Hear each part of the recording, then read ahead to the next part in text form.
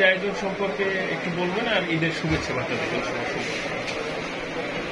আমি বরিশাল মহানগর বিএনপির পক্ষ থেকে এবং আমাদের দেশনায়ক তারেক রহমান এবং আমাদের দেশনেত্রী বেগম খালেদা জিয়ার পক্ষ থেকে বরিশালবাসীকে এবং 30টি ওয়ার্ডের সকল পর্যায়ের নেতৃবৃন্দকে ঈদের শুভেচ্ছা, ঈদ মোবারক। আর আজকে আমি এবং আমার ব্যক্তিগত পক্ষ থেকে 30টি ওয়ার্ডের নেতৃবৃন্দ এবং মহানগর বিএনপির নেতৃবৃন্দের জন্য ঈদের শুভেচ্ছা বিনিময় হবে এবং তার সাথে সাথে একটু আয়োজনের ব্যবস্থা করছি।